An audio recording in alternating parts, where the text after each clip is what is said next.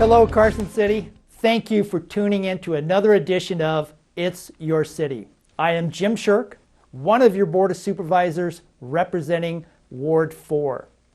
My contact information is available online, but for your convenience, my email address is ilovecarsoncity@gmail.com. My direct phone is 720-5761. During this time we'll share today, I would like to talk about some recent actions that the Board of Supervisors has taken, plus add some suggestion of my own for our city. If you would like to share some of your comments, concerns, or if you have questions or suggestions, please forward them to me. And you can use my email address at ilovecarsoncity@gmail.com or call me direct 720-5761. Recapping some of the past actions of the board, I voted against Eagle Valley Golf Course lease. And the reason I did is because the lease itself did not go out to the general public for bidding.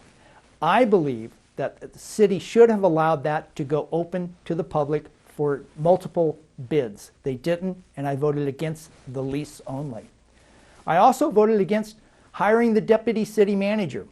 I did this for a number of reasons, but the main concern I had was where was the funding coming from? It didn't come out of our general fund, it came out of a different separate fund, and I opposed that. Next, I'd like to talk about the recent $30 million bond debt we have incurred for the water and sewage treatment plant. Many of you have already received your recent billing, and the rates have gone up enormous. And the reason this has taken place is the board back in 1994 told staff not to increase rates but to use the reserve, and from that we have come to this juncture where our facilities need the upgrading. I agree they need upgrading. I just disagree with how we got there and the means by which you, the citizens, have to pay for this. It's going to be enormous for the next 5 years, and I voted against this. However, I did vote to approve funding for the proposed state fair at Fuji Park. I think this is going to be a great venue for our city. It's going to bring tourists here, it's going to raise sales tax revenue, it's going to do things that we never thought possible. And if we can do this year after year, I think it'll really help our community and be a vital sales tax revenue for us. What we may want to do is also take time to reevaluate some of our funding. And in particular, I'd like to talk a little bit about our street repair and maintenance fund. As many of you know, in a local paper, there was an article how we're running short about $1 million in this fund. And that comes from how we index our street. In other words, how the Board of Supervisors rate our streets, and how the rate of the street is here and the funding from sales tax revenue is down here. So we have a shortage, and that's been going on for a couple of years. And we have about a shortage of about $1 million. We need to look at that, reevaluate that, and maybe readjust things. So hopefully we can do that in the near future. Financially, I'd like to talk a little bit about how we can do better and what we can do to make our funds in our reserve increase from the 4.8% of our annual budget and increase that. And once we do that, what would really benefit the city is we get a better financial rating. So when we do take out these bonds, we get a lower rate. That's very, very important, and I hope we can look forward to correcting that. And as many of you know, there is a discussion about what they call the 4 corridors here in our community. Let me explain what that means. The 4 corridors are the north, the south, the downtown section, and the corridor going out to Highway 50 towards the freeway. In particular, businesses within all of those areas, or corridors as they're classified, have been gathering and talking about revitalization of each corridor in different ways. One corridor would add mediums, another corridor would take them away. One corridor would add lights or improve or increase the size of the sidewalk, and maybe add sewer and water as well. In each instance, how we fund that and where the money is going to come from that, more than likely, it's been discussed or mentioned that it could be the remaining the 1/8 sales tax that we have. This is really, really important. I do not think we should use this fund to do any of that. And here's the reason. Should Carson City have an emergency or something of a nature where we need money, this is the last place we can get funds from.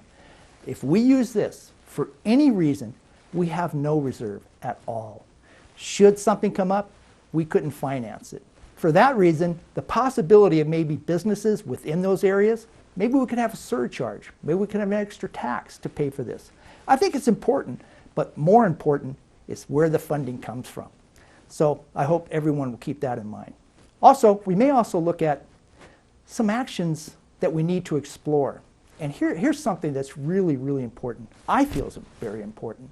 When we, the board, receive their agenda, we receive it on a Friday.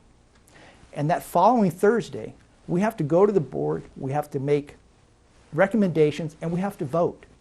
Now keep in mind, we get the action packet on a Friday. So we have Friday, then Monday, Tuesday, Wednesday, and then Thursday, we have to go to the Board of Supervisors meeting and vote on this. So we only have 4 working days to investigate every agenda item and talk to city staff or citizens and get input before we have to make a decision upon thousands, if not millions of dollars. We did that with the sewer increase of $30 million. We had to do that in a short period of time. Although there were multiple meetings, it's still a 4-day thing. Also, let me talk a little bit about our city website. It's a great website. I use it almost daily. It has a lot of information on it. But what I'd really like to see on that website, I'd like to see a little icon there to how the board has voted and their board, when the Board of Supervisors has a meeting, and how those board members vote on each agenda item. It's simple, it's fast, and it's quick. And then you, the citizens, could have knowledge of what we're voting on and how we voted. Also, what I think is a really good idea is an official calendar for the mayor. He performs, just today, he performed a ceremony here in town, and it would be great to have that on the calendar so citizens could see what's going on and they could attend these events as well. I look forward to those. I think it's easy. I think we can do it. Also, what we need to look at is presently, and this is one of the big items we're coming up on, is we're embarking upon a new direction in our community. And what I mean by that is the Board of Supervisors will be making the selection of the next city manager. It is paramount that if we want to have a bright and bountiful future, that the right person is selected. And what's really important is this process of how we get there, which could take 90 to 120 days. Could vary, but it's going to be in that ballpark. And what is also vitally important is how the board arrives at their final selection. And I believe the next city manager should live here in our community. I think it's important. Finally, I'd like to share with you some notable city news. One, as many of you have seen, the ice skating rink is under construction and will be opening at the end of November. I'm looking forward to that. Also, Just Brew It relocated, and I wish them best of luck. I'm really looking forward to Buffalo Wild Wings. That should be a great establishment. And also, Heidi's Cafe has finished their remodel and they're open again. And early next year, Sportsman's Warehouse will be opening at the Carson Mall. That should be great for our community. And to all of our local businesses and to our numerous community volunteers, and especially to our city employees, I want to say thank you, as each of you play a vital, important role in the success of our community. And a special thank you to the Brewery Arts Center. I look forward to hearing from you, so please contact me at ilovecarsoncity@gmail.com or call me at 720-5761. Carson City, state capital of Nevada, a great place to live, work, and play, and raise a family. Remember, November 11th is Veterans Day, and from my family to yours, have a great day. Thank you.